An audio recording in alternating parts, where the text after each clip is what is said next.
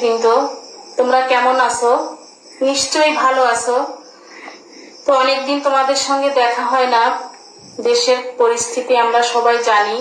এই পরিস্থিতিতে তোমাদের পড়াশোনাকে একটু এগিয়ে নেবার জন্য আমরা অনলাইনে তোমাদের সঙ্গে সংযুক্ত হবার চেষ্টা করছি। তো আজকে তোমাদের যে বিষয়টি পড়াবো সেটি হচ্ছে বাংলা দ্বিতীয় পত্র এবং বাংলা দ্বিতীয় পত্রের উচ্চারণ অধ্যায়। আজকের অধ্বনির আমরা পড়াবো হচ্ছে অধ্বনির উচ্চারণ।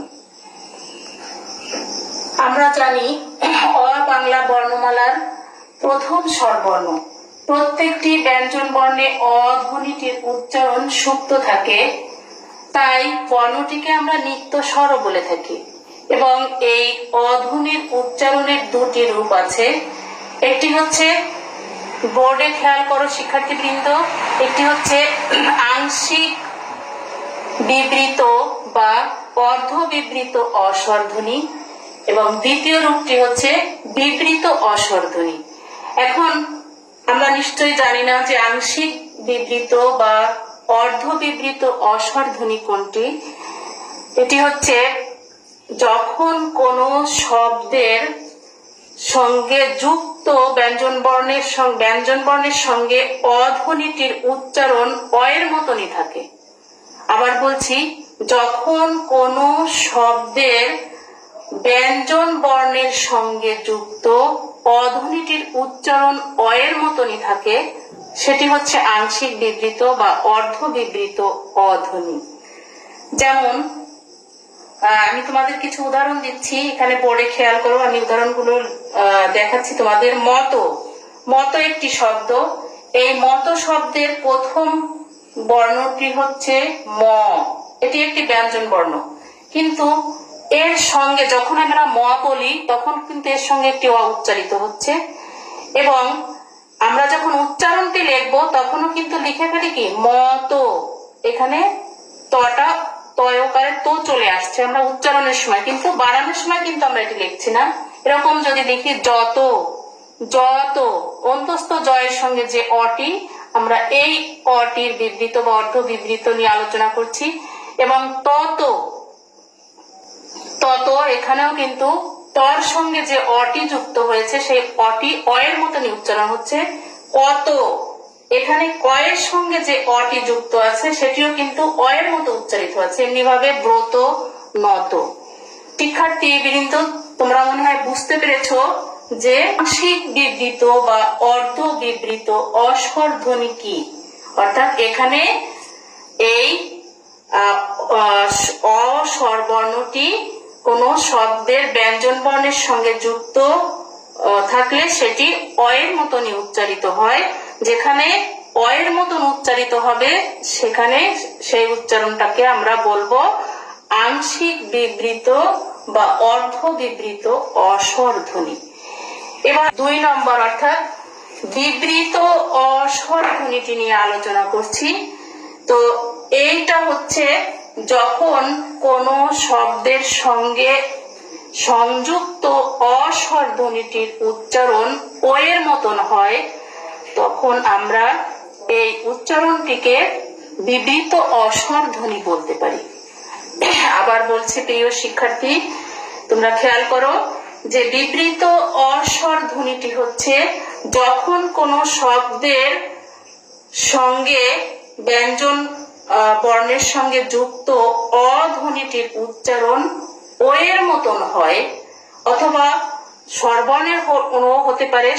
মানে অধ্বনিটির উচ্চারণ যখন ও এর মতন হচ্ছে তখন আমরা সেই উচ্চারণটিকে বলতে পারি বিবৃত অস্বরধ্বনি। যেমন আমি তোমাদের কিছু উদাহরণ দিচ্ছি, একটু খেয়াল করো বোর্ডে। যদি সদ্য, সদ্য, কিন্তু আমরা যখনই সদ্যটা আমরা কেমন লিখেছি, দন্ত স দয় জফলা। এই দন্ত সটা যখন উচ্চারণ করছি তখন কিন্তু এর সঙ্গে একটি অ আছে, কিন্তু আমরা যখন উচ্চারণ করছি তখন কি বলছি সদ্য। উচ্চারণটা আমরা লিখবো কেমন, সদ্য। এবং আরো একটি উদাহরণ দেখো, গদ্য, এখানে খেয়াল করো গ, এই ব্যঞ্জন বর্ণটির সঙ্গে কিন্তু একটি অস্বরধ্বনি আছে। অর্থাৎ আমরা আগেই বলেছি যে প্রতিটি ব্যঞ্জন বর্ণের সঙ্গে এই অস্বর ধ্বনিটি সুপ্ত অবস্থায় থাকে, এজন্য এটিকে আমরা নিত্য স্বর বলে থাকি। তো এখানে গদ্যটা যখন আমরা উচ্চারণ করব তখন সঠিক উচ্চারণটি কি হবে? গদ্য, গদ্য। এরকম আরো কিছু উদাহরণ আছে, যেমন যদি আমরা লিখি কি করুণ, কিন্তু আমরা যখন উচ্চারণ করি তখন আমরা কি বলি? করুণ। এরকম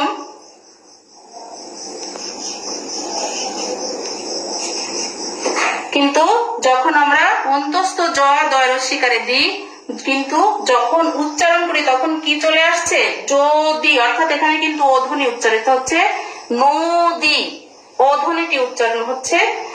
এই জন্য এই ধরনের যে উচ্চারণটা, অয়ের উচ্চারণটা বিকৃত হয়ে ও হিসাবে উচ্চারিত হচ্ছে, তখন আমরা সেইটিকে বলতে পারি বিবৃত অস্বর ধ্বনি।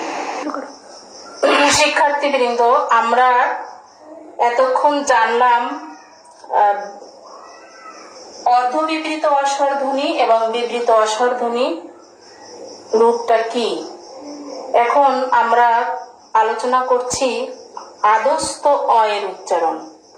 অর্থাৎ শব্দের আদিতে যে অটি থাকে তার উচ্চারণের কিছু নিয়ম আছে, আবার মধ্যে অ থাকলে তার উচ্চারণের কিছু নিয়ম আছে, এবং অন্ত অয়ের উচ্চারণের নিয়ম আছে। তো আমরা আজকে যেটা আলোচনা করছি সেটি হচ্ছে আদস্ত অয়ের উচ্চারণ। তো একটি নিয়ম আছে, সে নিয়মটা হচ্ছে শব্দের আদিতে অ থাকলে কিংবা অন্য কোনো অদ্য অক্ষরের সঙ্গে অকার হিসাবে যুক্ত থাকলে এবং অব্যবহিত পরবর্তী বর্ণ রস্যই দীর্ঘই, রস্যকার দীর্ঘকার কিংবা রস্যইকার বা দীর্ঘইকার কিংবা রস্যকার বা দীর্ঘকার হলে আদ্যস্ত অ কিংবা অকারের উচ্চারণ সাধারণত ও এর মতন হয়, ও কিংবা ওকারের মতন হয়। বুঝতে পারলে?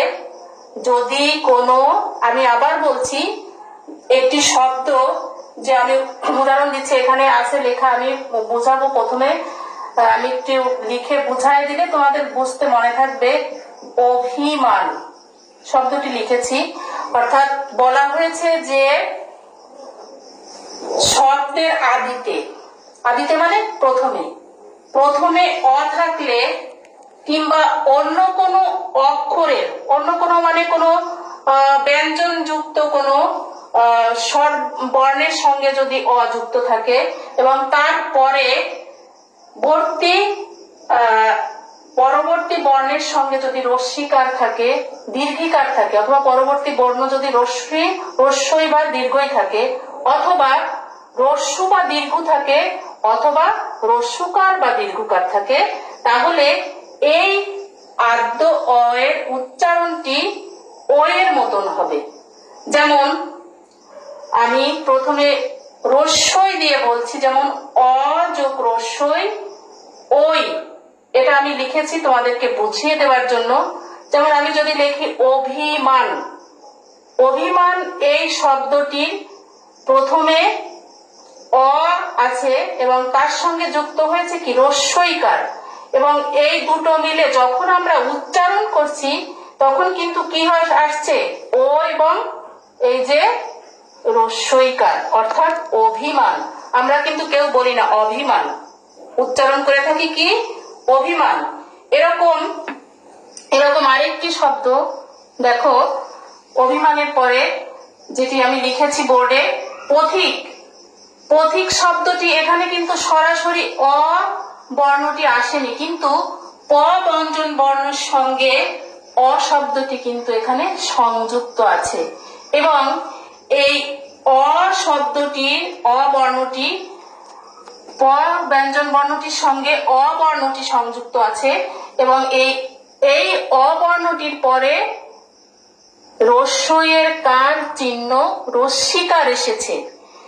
এর কারণে আমরা পথিক না বলে উচ্চারণটা, আমাদের সঠিক উচ্চারণটা কি করি আমরা? পথিক। অর্থাৎ যখন আমরা উচ্চারণটা লিখব তখন আমরা লিখব কি? পয়কারে পথ, হয় রস্যিকারে ঠিক, পথিক। এরকম আরো একটি শব্দ আছে অধিকার, আমরা উচ্চারণ লিখব কি? অধিকার।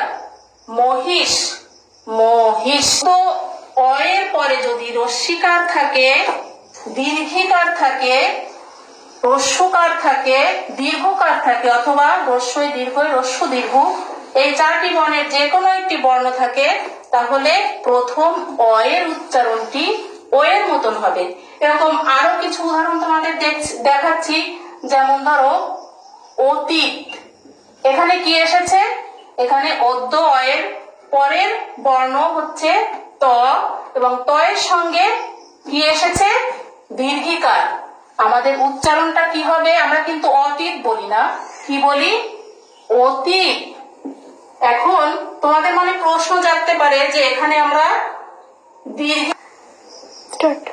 দীর্ঘিকার দিয়েছি আর এখানে রস্যিকার দিয়েছি কেন? এটা নিয়ে তোমাদের মনে প্রশ্ন জাগতে পারে। তো প্রিয় শিক্ষার্থী, আমি তোমাদের বুঝিয়ে বলছি। দেখো, উচ্চারণের ক্ষেত্রে কিন্তু দীর্ঘিকার এবং রস্যিকার এটা কিন্তু আমরা উচ্চারণ করে বলতে পারি না। আমাদের বাংলা ভাষায় এরকম কিছু জটিলতা আমাদের আছে। এই জন্য উচ্চারণের ক্ষেত্রে সবসময় কিন্তু রস্যিকার হবে।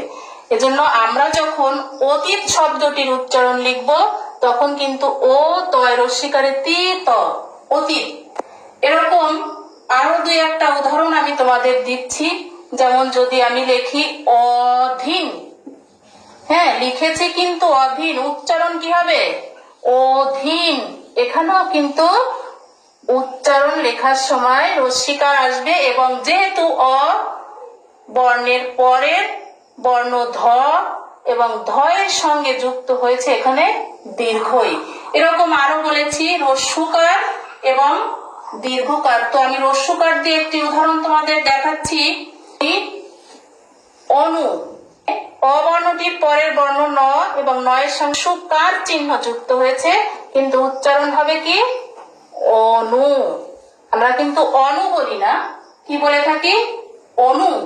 এরকম যদি আরো বলি বকুল, আমরা কিন্তু বকুল কেউ বলি না, বলে থাকি কি? বকুল, বকুল। তো প্রিয় শিক্ষার্থী, আরো একটি উদাহরণ তোমাদের দেখাই, সেটি হচ্ছে দীর্ঘকারের উদাহরণ। তো দীর্ঘকার দিয়ে আমরা একটা উদাহরণ দেখি। আমি এখানে লিখেছি অকুল, অ কয় দীর্ঘ ল, কিন্তু আমি যখন এটির উচ্চারণ করব তখন কি হবে? অকুল। এবং এখানে কিন্তু রস্যকার চলে আসবে, কারণ আগেই বলেছি রস্যকার এবং দীর্ঘকারের উচ্চারণ যখন আমরা করব তখন আমাকে সবসময় রস্যকার লিখে দেখাতে হবে। আবার ময়ূর, ময়ূর শব্দটি এখানে ম অন্তস্থয় দীর্ঘ র, ময়ের সঙ্গে একটি অ সংযুক্ত আছে এবং তার পরের বর্ণটি অন্তস্থ, অন্তস্থর সঙ্গে যুক্ত হয়েছে দীর্ঘই। এখানে আমরা ময়ূর, এই যে ময়ের সঙ্গে কিন্তু ওকার চলে আসছে, অর্থাৎ ময়ূর। তো শিক্ষার্থী বৃন্দরা, আমরা আজকে আদ্যস্থ অয়ের উচ্চারণের একটি নিয়ম আমরা জানতে পারলাম। সে নিয়মটি হচ্ছে কি? শব্দের আদিতে অ থাকলে কিংবা অন্য কোনো অদ্য অক্ষরের সঙ্গে অকার হিসাবে যুক্ত থাকলে এবং অব্যবহিত পরবর্তী বর্ণ রস্যই দীর্ঘই, রস্য দীর্ঘ অথবা রস্যইকার দীর্ঘইকার, রস্যকার দীর্ঘকার, যে কোনো একটি বর্ণ যদি আসে তাহলে প্রথম অয়ের উচ্চারণটি ও এর মতন হবে। তো প্রিয় শিক্ষার্থী বৃন্দ, আজকে আমাদের ক্লাস এই পর্যন্ত। আগামীতে আদস্ত অ এর আরো কয়েকটি উচ্চারণ নিয়ে আমরা তোমাদের সামনে আসব। তোমরা সবাই ভালো থাকো, সুস্থ থাকো। আসসালামু আলাইকুম।